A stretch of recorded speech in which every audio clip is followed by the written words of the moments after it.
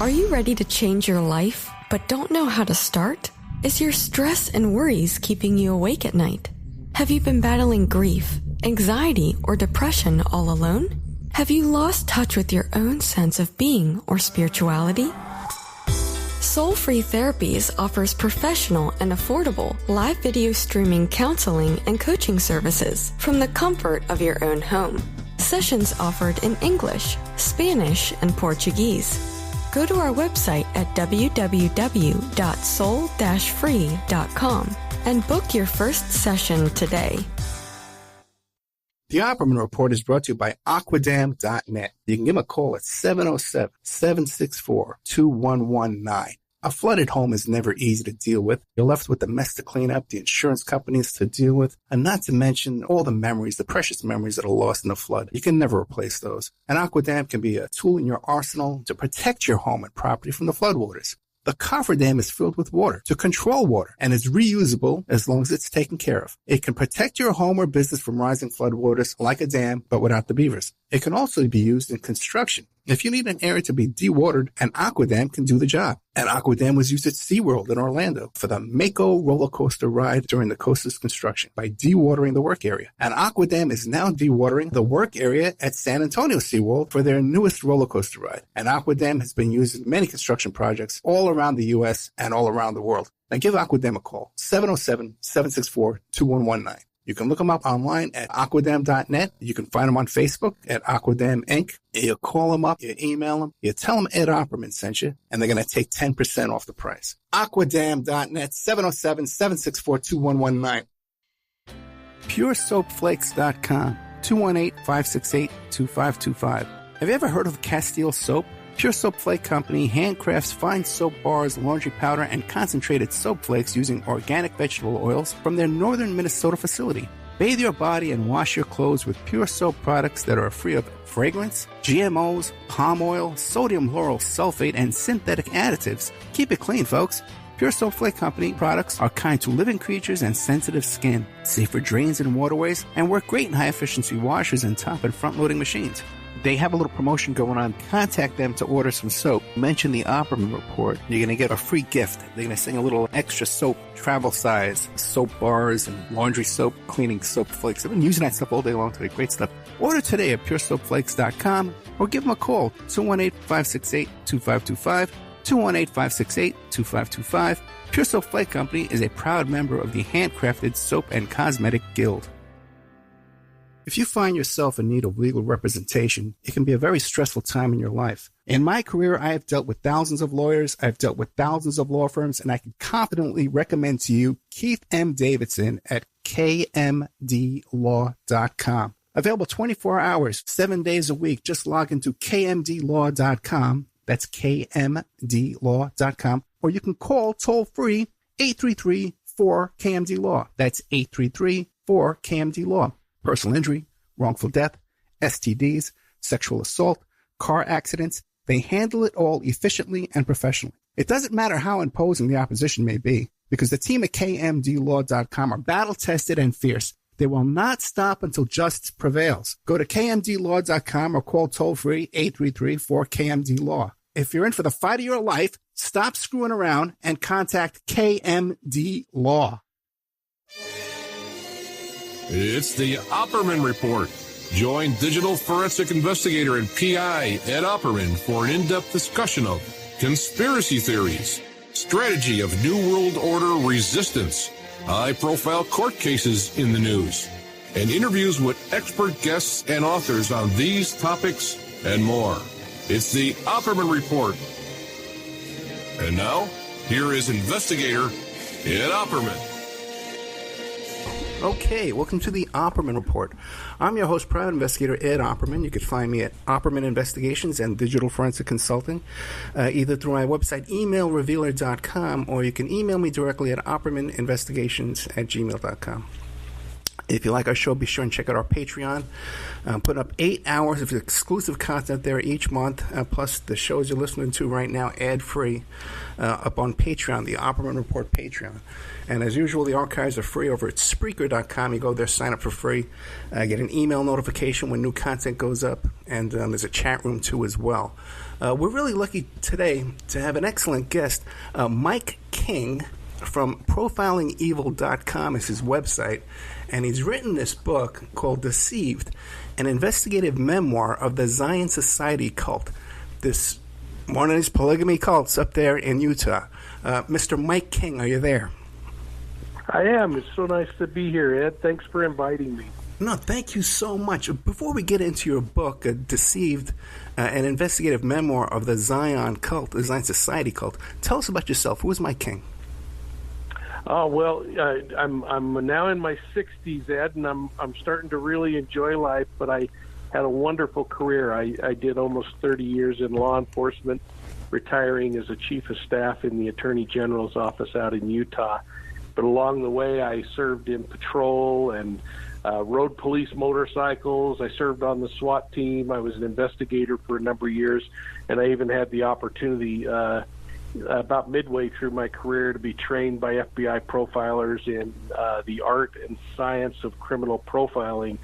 After the 2002 Winter Olympics in Salt Lake City, which I had the opportunity of serving in the intelligence command on, I took a job with a private company in Los Angeles called ESRI, Environmental Systems Research Institute, which is a GIS mapping company, and I now consult and provide support to law enforcement agencies around the world. Yeah, I forgot to mention you got a YouTube channel too, Profiling Evil on YouTube. Yeah, we do. It's actually been a lot of fun. It started out actually as a little experiment with my kids, who kept saying for years, "We're so tired of hearing you talk about all these old police stories. Why don't you just record them and stick them on YouTube?" And so we started in June, and the thing just in concept, we created something called the Evidence Room on our YouTube channel, and we have a piece on our website where people can go and submit information if they feel uncomfortable with law enforcement, or they just want to provide, hey, I happen to look for something. A great example is on the Daybell case in Idaho, if you've watched that, the missing children who were later found buried in the backyard of Chad Daybell's home. At one point, they were believed to have been just before they disappeared in Yellowstone Park. And so we threw out to this YouTube community a challenge to see if anyone could show us that they were in Yellowstone Park. We had people, Ed, that were viewing hundreds and hundreds of hours of park CCTV imagery, looking at the video camera footage, and they found them in the park and provided that information that we were able to just pass on. So it's an amazing way to share intelligence and give people a chance to weigh in. And a lot of folks, are getting really good at surfing the web and finding information that's publicly disclosed, but sometimes goes past law enforcement, who just frankly doesn't have the time to research everything. You seem to be working on this thing too, Susan Morphews. Yeah, we actually helped with the Suzanne Morphew case. This is a mother who is a 49-year-old mom that disappears on Mother's Day. Strangely, her husband happens to be in Denver, some 2.5 hours away on the day she disappears, doing some last-minute business stuff. His children happen to be sent off to a church camp at this time, and she mysteriously disappears and is wiped off the face of the map. And it's so disturbing because there were suggested alibis, like a mountain lion may have taken her, or that the boogeyman got her, or that she crashed on her bicycle and stumbled into the creek. And so we went out and we started looking at that case. We examined things. We brought on the experts from the Mountain Lion Foundation to just completely blow holes in this concept that a mountain lion could pristinely kill a human being and carry them off, never to be seen or have any artifact of the evidence. And so we kind of used the platform to kind of explore some ideas, and And that one was one where we really were blessed to become very close to Suzanne's family, who invited us to come out and help them with a search, and we organized mapping software so that they could track all 700 plus searchers in real time, and that's just kind of a way we can help out a little bit. Well, that's excellent, man. They have a real professional helping out in these cases. Now, the Zion Society. Who was the Zion Society? Yeah, Zion Society has captured a few people's attention. Some people have wondered if it had something to do with Judaism. It's the term Zion Society is actually a Christianity term, and groups have taken that and used it to identify them as a perfect people. What we had was a pedophilic predator who decided that he was going to build a religion that would somehow justify his desires to sexually assault children, and he used the polygamy system to start that in motion, and he called his group the Zion Society. Now, from what I understand, the guy was originally a landscaper. How did he go from being a landscaper to running a big cult? That's the beauty, I think, of being a self-proclaimed prophet. You can be someone living a rather mundane life like landscaping and propel yourself into greatness by saying, I'm one that God has chosen, and you people are really lucky to know me. And what were their beliefs? What was he proposing? Well, it was interesting. He started out with basic Christianity, but then he started to embrace the idea of polygamy. And if you think of polygamy, sometimes it's attributed to one faith in the Utah area, but in reality, polygamy is something that extends all through the Old Testament and the New Testament, and has been a part of Christianity for many years. In fact, in the U.S. today, still there are, from what I understand, like 50,000 practicing polygamists across the country who come from all kinds of different backgrounds. But this guy embraced the idea that polygamy and religion would give him the opportunity to have relationships with multiple women, something that was against the law and is against the law, but if it's sanctioned by God, then of course it's something that you have to do. And he started his religion based on that idea that I'm just doing what God wants me, and somehow his wife bought off on this idea that he just has to do what God wants. Well, what happened with this particular guy is over time, his deviance continued, like in most deviant characteristics and personality types, to get worse. And before long, it was not only that did he want to have multiple wives that he could have sexual relationships with, but then he wanted those women to start having relationships with each other, and that it was all to be done under his direction. Well, again, with all of these sicknesses and cancers, it just got worse. And eventually he then started introducing the female children into the mix and started abusing them as well. How was he able to attract followers? Like, did he start with his friends and family, and then how did he draw people in? This is really troubling for a lot of us because we want to think that we're smart enough to avoid something like this. I think of Dr. Margaret Singer, who she died a few years ago, but she wrote an amazing book called Cults in Our Midst. And I'll never forget a quote that she made, and it goes like this. She says, quote, "We know that people can be led to buy almost anything. In addition to buying almost anything, people can apparently be led to believe almost anything. Cults know that if you knew from the get-go what you were in for and why, you would never join. It's as simple as that," close quote. And she is absolutely right. We've seen this evolution. You think back when we were looking at Jim Jones and others, we used to think these were uneducated people that were joining cults. that they were, just idiots to be sucked into this. And what we're finding today is that the cults that are existing today, and there, according to the experts, are some 5,000 cults around the world in existence at any given moment, that they actually are out recruiting intelligent people and bringing them in. They're offering them something that they can't get in their regular lives. And somehow, for some personalities, it resonates. Now this was you led this investigation, right? I did, yes. How did they come to your attention? How did you find out?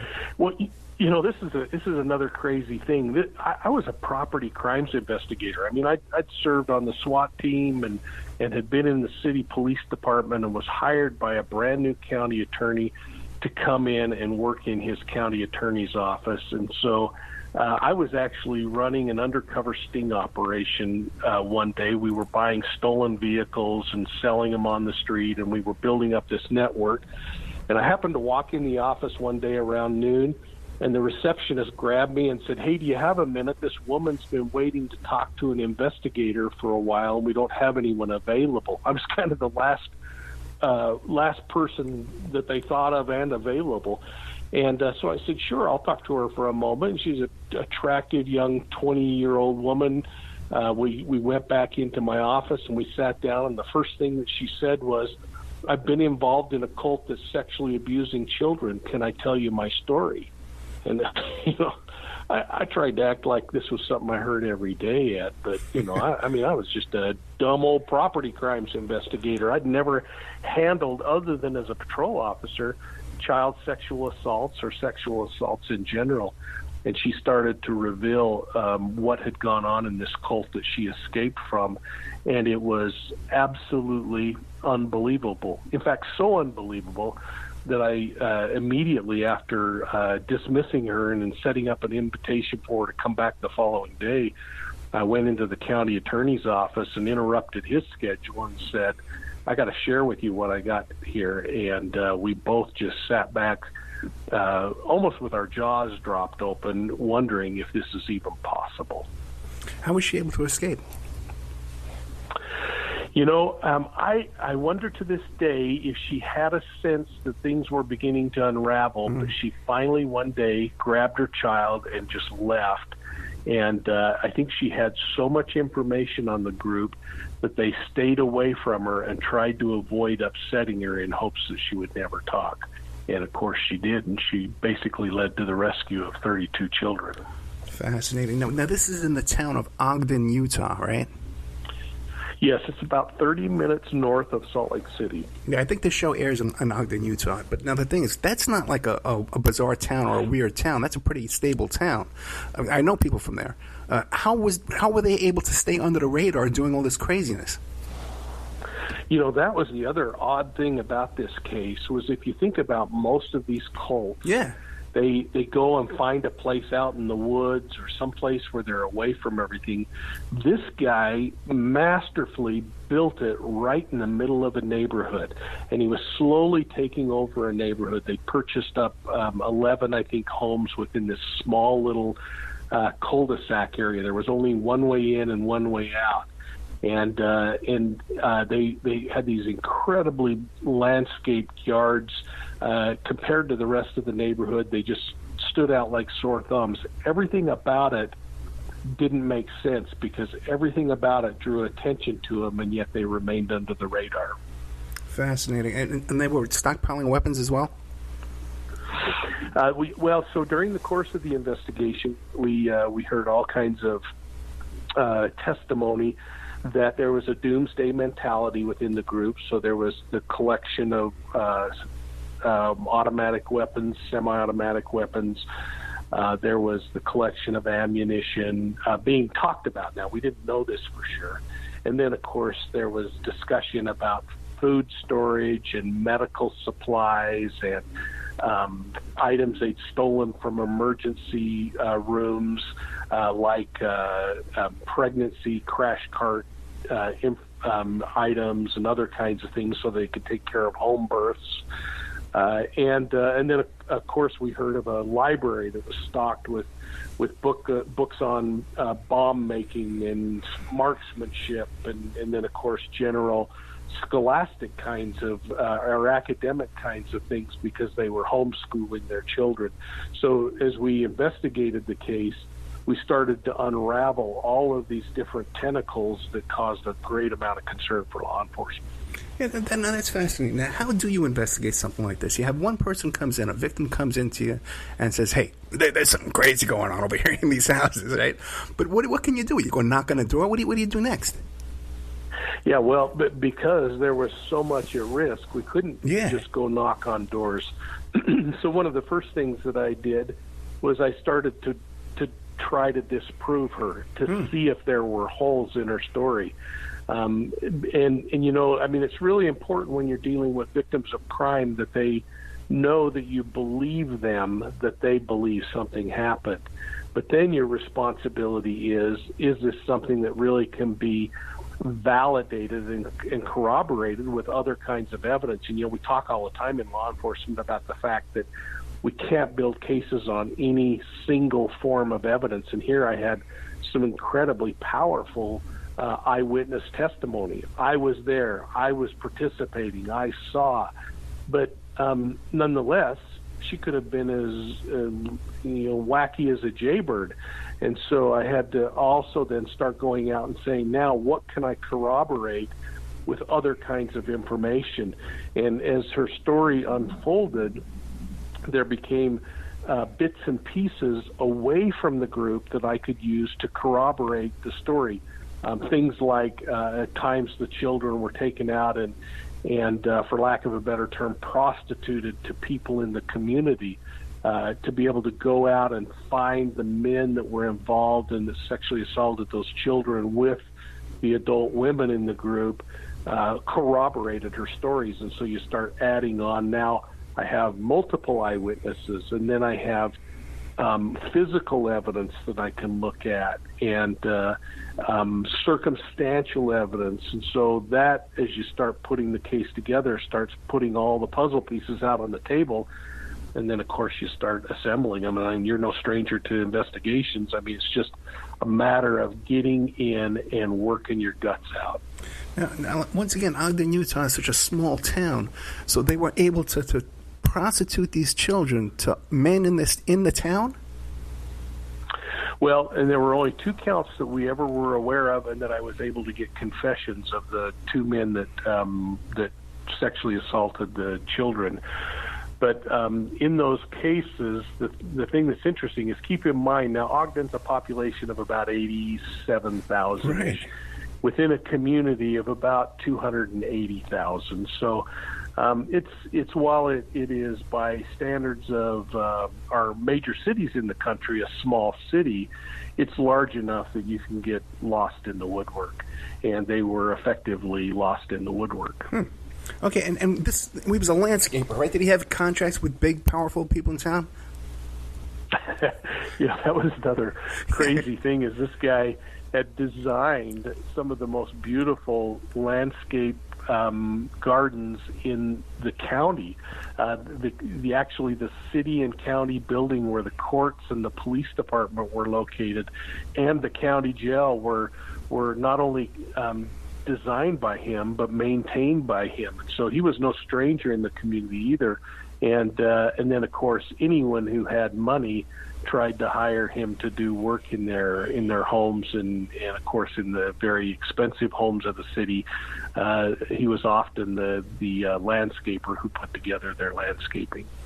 So now, how was this cult funded? I guess there was some prostitution going on, but did they all work for the landscaping company? Yeah, and so it's and the prostitution term is maybe inappropriate, because I don't know that we ever were able to show that money exchanged hands. Gotcha. As a result of that. But these adult women would take the children out. In my opinion, that's prostitution, whether there was gain of some kind, and it was usually either getting more members or something in trade for whatever that relationship was. But what was required in this cult and in many cults is that there obviously has to be a financial system in place, and it's rarely the leader of the group that is the worker bee. It's everyone else, and so these women, primarily uneducated women working hourly wage jobs, were working in hotels as cleaning staff or other things, were responsible for giving all of their money that they earned back to Arvin, this man in charge, who would then determine how it would be spent in the group. And of course, they were thrilled to do so, like many faiths are, to donate tithes, in effect, to the common good of their church. But in this case, the common good was Arvin and his designs. Fascinating. But so now, if they're out there trying to recruit new people, there had to be some people who would turn them down, and wouldn't they go running to the cops and say, these people just tried to recruit me into this? Well, yeah, but what are they going to run to the cops with? That became the challenge. There had been ghost stories and rumors abounding for years, primarily from estranged husbands whose wives had joined the group and taken their children and were cutting them off from visitation. Now, they didn't want male children in the group, and so many husbands were able to actually purchase their male children back from their wives and get court orders that gave them full custody of the children in exchange for, in one case, they said they were charged $10,000 to do this. But all in all, it still came down to civil transactions. Law enforcement doesn't mess with custody battles. Yeah, but it must have come up in custody court. There must be court documents making these allegations, right? Well, yeah, and then the allegations now, that was the other beauty of how he originally set this up, is they were living in different homes, and they would just purport, and when they would testify in any kind of civil hearings, they would say, we're just neighbors who like each other and have a love for gardening, and we get together to help with food storage and things to kind of help each other out. But they all, in fact, in the newspaper accounts that were written before the raid ever occurred, the allegations of a church being run out of that location were poo-pooed. In fact, there was no physical worship building or church, and they never practiced a worship service in any of the homes. So even though it was something that they called a church and a religion, there was no religion going on. This is just incredibly fascinating. Okay, we are with Michael. Yeah. This is just unbelievable that all this was going on, and there was like 30 members of the cult. You said, right? No, there were 30 children. According to reports, 120-ish is the high number that we got, but there were 32 children living in the homes. Incredible. And these kids, they weren't going to regular schools or anything like that, right? No, they were all homeschooled. Yeah. And no doctor visits. Were they ever taken to doctors? Emergencies, broken leg? Yeah, actually, that's interesting you bring that up, because that was one of the strategies. And, of course, in the book we explored into detail where the children, if they did get a cold, were sent to the county health department or to the Midtown clinic where they could get free care. And there, the adults would go in with them, and they would try to steal as much as possible from the shelves, tape and gauze and other kinds of things, to stock up their supplies that they had in the basements of these homes. And then the medicines that were given to the children were stockpiled on the shelves. The children were never given those medicines. In fact, the victims who are in the book and who are talking about their experiences say how they just suffered as they allowed their body just to slowly develop the antigens to get through things, but they were never given the medicines because those were kept as part of the food storage and the end of days preparation storage that the cult kept. Incredible. Like I said, we're talking with Michael R. King. He's the author of the book Deceived, an investigative memoir of the Zion Society cult. He's the actual detective in charge of this case. And when we get to this, we're going to find out how he finally got enough evidence to raid these guys and how they went to prison, all that kind of stuff too as well. I'll be right back after these messages with more of Mike King. And now a word from our sponsors. If you find yourself in need of legal representation, it can be a very stressful time in your life. In my career, I have dealt with thousands of lawyers, I've dealt with thousands of law firms, and I can confidently recommend to you Keith M. Davidson at kmdlaw.com.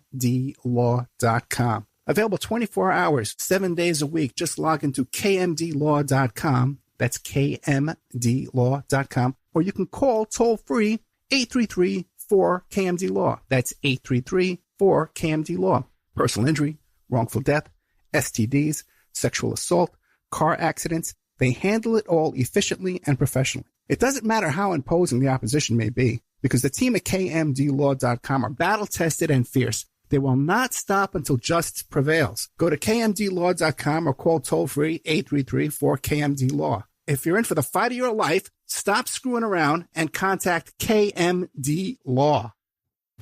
Are you ready to change your life, but don't know how to start? Is your stress and worries keeping you awake at night? Have you been battling grief, anxiety, or depression all alone? Have you lost touch with your own sense of being or spirituality? Soul Free Therapies offers professional and affordable live video streaming counseling and coaching services from the comfort of your own home. Sessions offered in English, Spanish, and Portuguese. Go to our website at www.soul-free.com and book your first session today. The Opperman Report is brought to you by aquadam.net. You can give them a call at 707-764-2119. A flooded home is never easy to deal with. You're left with the mess to clean up, the insurance companies to deal with, and not to mention all the memories, the precious memories that are lost in the flood. You can never replace those. And Aquadam can be a tool in your arsenal to protect your home and property from the floodwaters. The cofferdam is filled with water to control water and is reusable as long as it's taken care of. It can protect your home or business from rising floodwaters like a dam, but without the beavers. It can also be used in construction. If you need an area to be dewatered, an Aquadam can do the job. An Aquadam was used at SeaWorld in Orlando for the Mako roller coaster ride during the coaster's construction by dewatering the work area. An Aquadam is now dewatering the work area at San Antonio SeaWorld for their newest roller coaster ride. An Aquadam has been used in many construction projects all around the U.S. and all around the world. Now give Aquadam a call, 707-764-2119. You can look them up online at aquadam.net. You can find them on Facebook at Aquadam Inc. You call them up, you email them, you tell them Ed Opperman sent you, and they're going to take 10% off the price. Aquadam.net, 707-764-2119. PureSoapFlakes.com, 218-568-2525. Have you ever heard of Castile Soap? Pure Soap Flake Company handcrafts fine soap bars, laundry powder, and concentrated soap flakes using organic vegetable oils from their northern Minnesota facility. Bathe your body and wash your clothes with pure soap products that are free of fragrance, GMOs, palm oil, sodium lauryl sulfate, and synthetic additives. Keep it clean, folks. Pure Soap Flake Company products are kind to living creatures and sensitive skin, safe for drains and waterways, and work great in high-efficiency washers and top and front-loading machines. They have a little promotion going on. Contact them to order some soap. Mention the Opperman Report. You're going to get a free gift. They're going to sing a little extra soap, travel size, soap bars and laundry soap, cleaning soap flakes. I've been using that stuff all day long today. Great stuff. Order today at puresoapflakes.com or give them a call, 218-568-2525, 218-568-2525. Pure Soap Flake Company is a proud member of the Handcrafted Soap and Cosmetic Guild. It's the Opperman Report. And now, here is investigator Ed Opperman. Okay, welcome back to the Opperman Report. I'm your host, private investigator Ed Opperman. But I forgot to mention, too, if you go to silkcityhotsauce.com and you put in promo code ED, you get a free bottle of hot sauce and 15% off of your order at silkcityhotsauce.com. Best hot sauce in town. But we're here today with Mike King telling us this fascinating story. He wrote a book about it, Deceived, an investigative memoir of the Society of the Zion Society cult. And you can find that on his website, profilingevil.com. He's also got a YouTube channel called Profiling Evil. And so, Mike, how did you get enough evidence to actually get a warrant? Well, you know, the county attorney on that first evening when I sat down with him and shared what I had learned, basically pulled me off of everything else that I was working. Frankly, Ed, I was hoping that he would give this to somebody who was trained in this kind of a thing and let me continue to buy stolen cars. And that wasn't the case. It launched me into a completely different direction in my career, as you might guess. But immediately I started working round the clock. One of the first things that I did is I went to the Ogden City Police Department and spoke with the police chief there, asking for one of his investigators, a guy who actually was my field training officer when I was a rookie many years earlier, and I thought was just one of the finest investigators I'd ever dealt with. And then together, he and I started interviewing as many people as we could find, knowing that we had a short fuse, because if these children were being sexually assaulted every single day, which was the report, then we couldn't afford to let this investigation last for months and months or years. Something had to be done immediately. It took literally 20-hour days for a month for us to keep a lid on this, not share with anyone what was going on because of the fear that they would destroy evidence, and put together enough information that we could go in and raid all of the homes and try to collect the pornography, the sexual training materials that they had, the devices, the automatic or semi-automatic weapons. And once I had the warrants in hand, then we started preparing for the raid. Fascinating. And how'd you pull that off? Because you're in there with a bunch of automatic weapons and stuff. Did you have a SWAT team over there? Yeah, I mean, it was a real concern for us. And, of course, when I went and laid the case out for the judge and asked for a no-knock search warrant, or the ability to go in and kick doors down and take people into custody immediately, the judge agreed that the risk to not only the people in the cult but to the officers was great, and the risk of losing evidence was so great that we were given a no-knock search warrant. So this is where it got kind of fun, as I, again, sat down with the police chief, and I asked for the SWAT team commander, who I had served under as a SWAT officer in the city, and I said I'd really like him to be the only one to know as we plan, because this was a Vietnam veteran, Green Beret. He was just a machine when it comes to managing an assault on a place, and together we started looking at how we would set up this raid. We eventually ended up calling in almost 70 police officers so that we could hit the 10 homes all at once.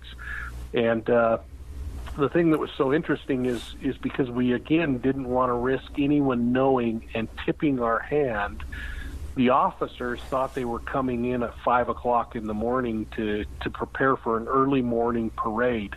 And I'll tell you, there were a lot of disgruntled cops sitting in that room when we got together for the briefing the next morning.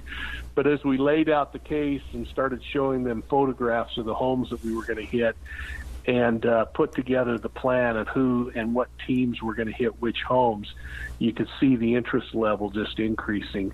And at 6 o'clock in the morning, while our hope was that most of the polygamy cult members were asleep, we raided the homes, and within a matter of about 30 seconds, we had all of the homes secured, and it just went off flawlessly. And when you said that they thought they were coming in for a parade? Yeah. In fact, one of the chapters, I call it, "This is no parade duty," because that's one of the comments I heard from the cops when the police chief walked in and said, "Okay, here's what we're doing this morning, guys." And one leaned over and goes, "This is no parade duty." Yeah, but the thing is, you're familiar with, like, New York City, the Thanksgiving Day parade, like the night before all the cops get drunk, you know? So you weren't worried that they would come in drunk that day for the parade? No, we weren't worried about that at all. They were in ship shape and ready to go. Now, this happened years after Waco, right? So you must be concerned about that kind of thing too, right? No, it's actually before Waco. Oh, it's before Waco. Fascinating. Okay. Yeah, just a few years before Waco. Yeah. Okay, so how many people go to jail? So initially, in fact, let me talk about the raid for a moment, because it was pretty amazing. When we got inside, the radio just lit up with chatter as the officers started describing the things that they were finding. And of course, we want folks to read the book, but it was absolutely incredible. The stuff that fit this doomsday mentality. The officers were recovering large amounts of material that was written about this thing they called the sexual way of life, which was the doctrine used to train the children.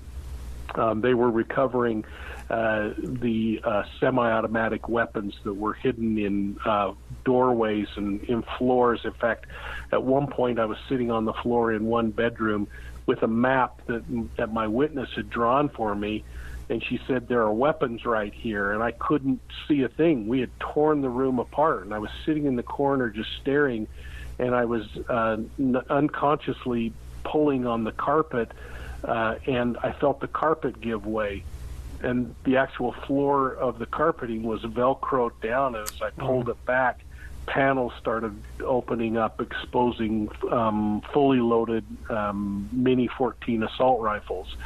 And so we realized that the potential for problems were there. Every home was alarmed and interconnected so that they could communicate and set off alarms if someone were to come in. And many of the homes had bars on the doors in the basements and other kinds of things, further fortifying them. So it then became a evidence collection challenge that took most of the day. Was there any resistance, armed resistance? No, believe it or not, I mean, I like to credit it to the amazing work of the police officers. We hit front and back doors simultaneously.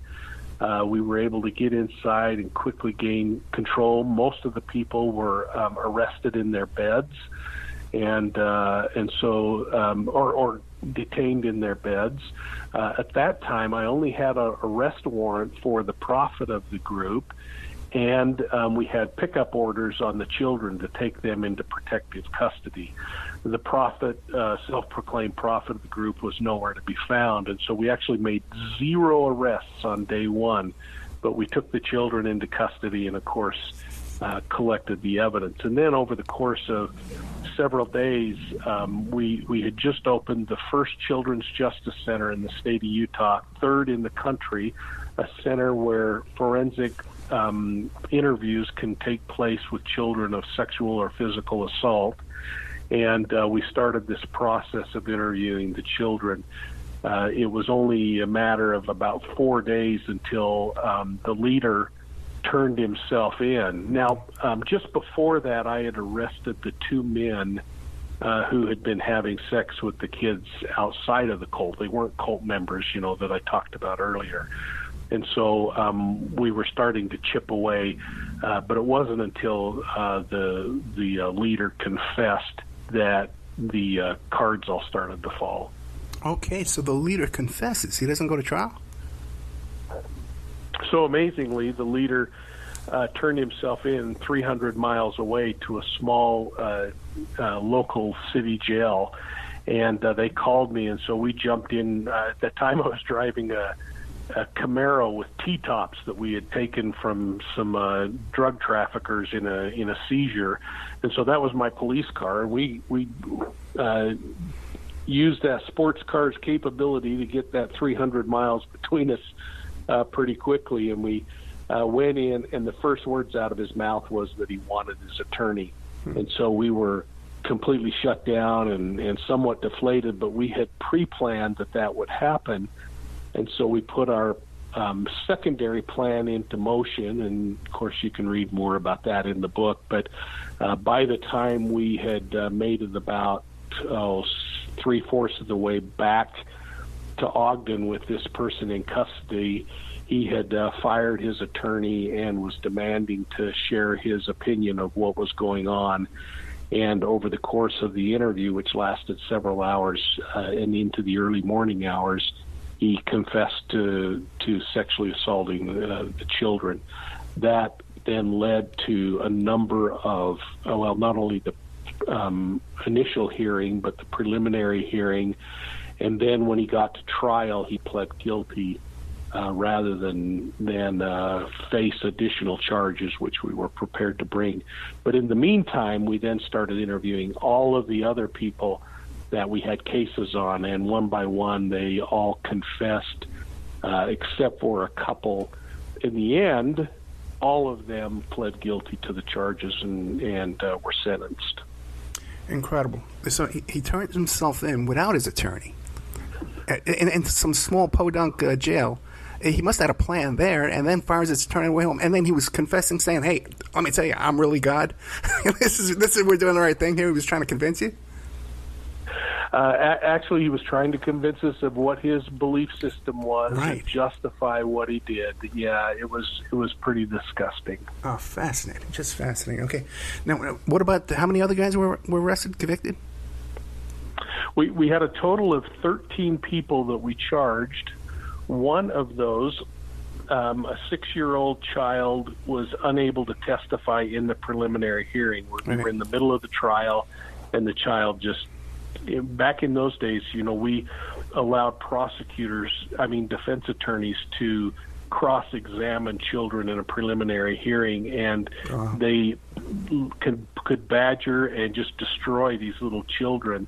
And this is what happened in this particular case, and so we withdrew that case rather than put that child through it again. But the rest, we had older children, not 6-year-olds, but we had 12, 13, 14, 15-year-old kids who got up and testified, and so the remaining 12 were all convicted. How many, besides the ones you didn't charge, how many do you think got away that we should be concerned about? Well, we had enough cases to file enough information to file additional charges. We actually went for 2 years, Ed, in those trials on the 12 people that were convicted.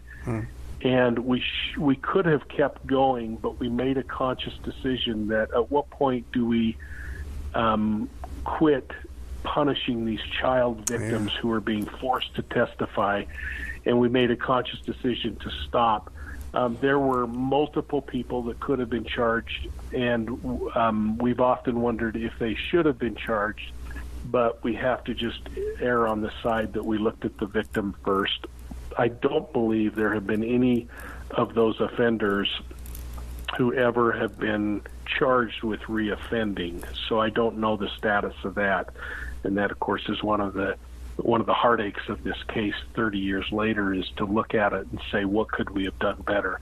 And that may have been one of those areas that we should have persevered in, but we chose not to. Gotcha. Now, I know you've established a relationship with a lot of the young children victims over the course of their life.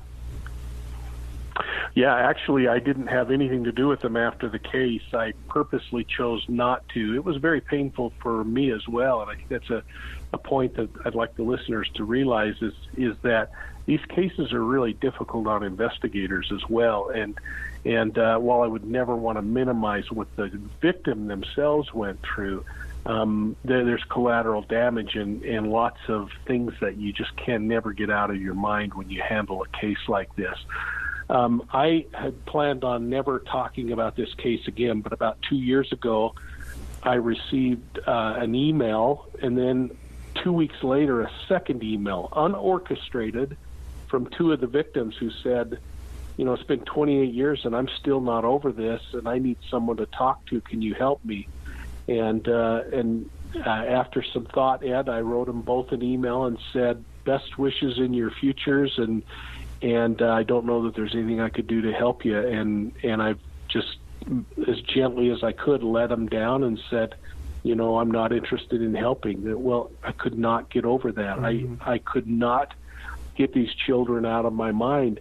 At about that same time, the prosecutor in the case reached out and said, the State Victims Council would like a recap of the case 30 years later. Would you do it? And I told him, no, I won't. I don't want to deal with it. And I had kept the case up on a file or a shelf in my basement for 30 years, and every time I'd look at it, I'd think I'm going to burn that thing.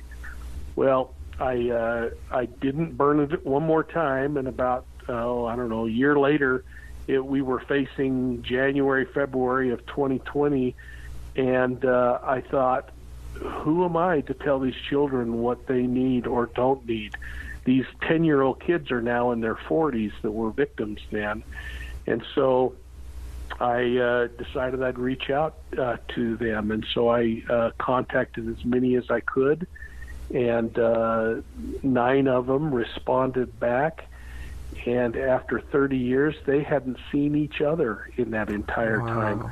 And so I arranged for a Zoom call, and in June of this year, brought them onto a Zoom call to chat for a moment. We talked. They wanted the book written. Of course, I had written this book 10 times over the last 30 years, Ed, and I kept putting the manuscript away, thinking it just is not a story that should be told. And when the kids said, I need it done, and I keep calling these beautiful adult women kids because that's what they are in my mind, I thought, who am I to make that decision? And so I decided to pull it all out, and I started interviewing the kids and learned the places where we had really failed them, like continued counseling and getting an education and having a support system, and went about working on how to rectify that. And that is part of what the book talks about, is what we did after 30 years to try to help these kids get along. And then, of course, Dr. Phil heard about it, and I had done some other work for the good doc, and he brought me on his show, and for the first time in 30 years, I got to see their beautiful faces. Wow, fascinating. That's just fact. Just think they grew up together, and then they don't see each other. We went through the same trauma, and then don't see each other for 30 years. Mike King, we're out of time, man. We got 2 minutes. What do you want to leave us with?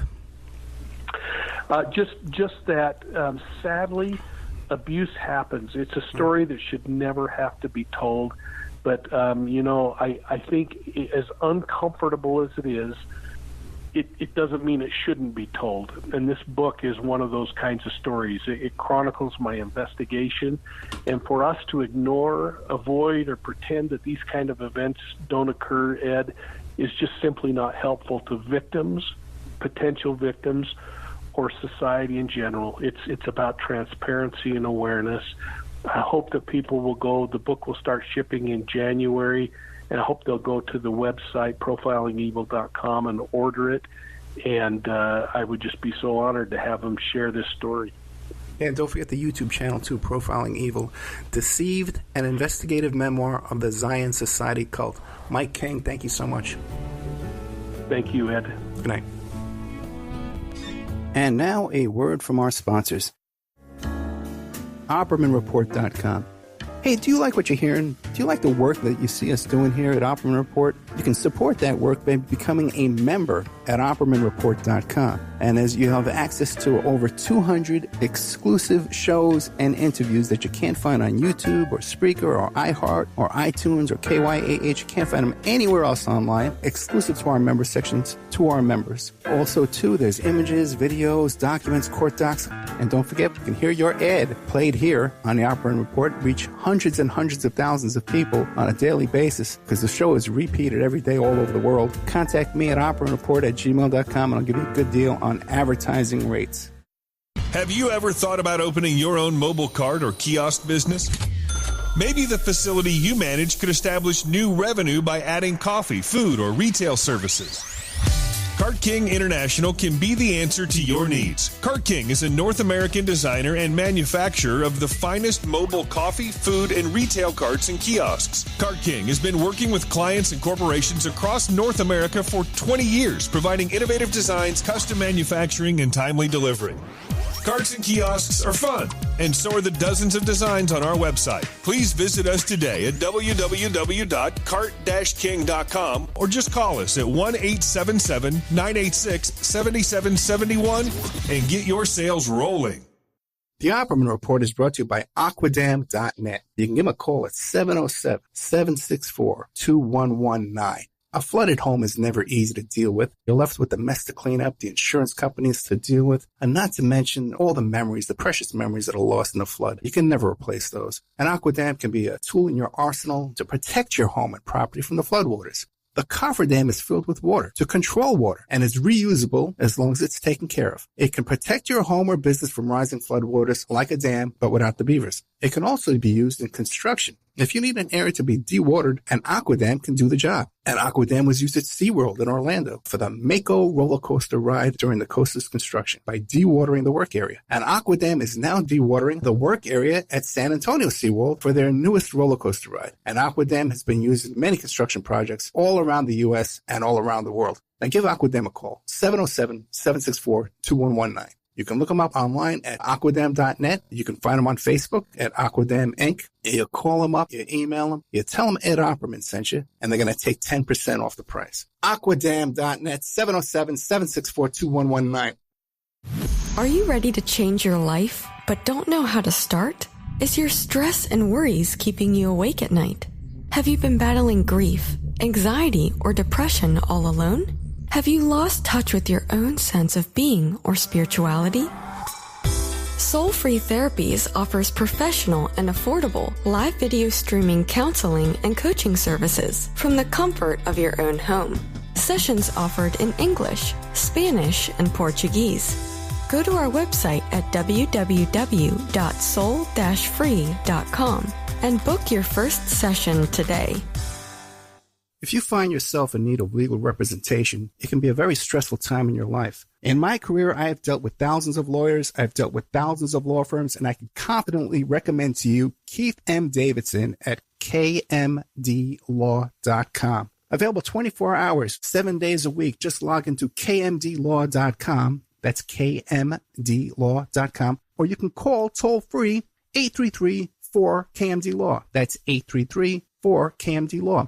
Personal injury, wrongful death, STDs, sexual assault, car accidents. They handle it all efficiently and professionally. It doesn't matter how imposing the opposition may be, because the team at kmdlaw.com are battle-tested and fierce. They will not stop until justice prevails. Go to kmdlaw.com or call toll-free 833-4KMD-LAW. If you're in for the fight of your life, stop screwing around and contact KMD Law. PureSoapFlakes.com. 218-568-2525. Have you ever heard of Castile Soap? Pure Soap Flake Company handcrafts fine soap bars, laundry powder, and concentrated soap flakes using organic vegetable oils from their northern Minnesota facility. Bathe your body and wash your clothes with Pure Soap products that are free of fragrance, GMOs, palm oil, sodium lauryl sulfate, and synthetic additives. Keep it clean, folks. Pure Soap Flake Company products are kind to living creatures and sensitive skin, safe for drains and waterways, and work great in high-efficiency washers and top and front-loading machines. They have a little promotion going on. Contact them to order some soap. Mention the Opperman Report. You're going to get a free gift. They're going to send a little extra soap, travel size, soap bars and laundry soap, cleaning soap flakes. I've been using that stuff all day long today. Great stuff. Order today at puresoapflakes.com or give them a call, 218-568-2525. 218-568-2525. Pure Soap Flake Company is a proud member of the Handcrafted Soap and Cosmetic Guild.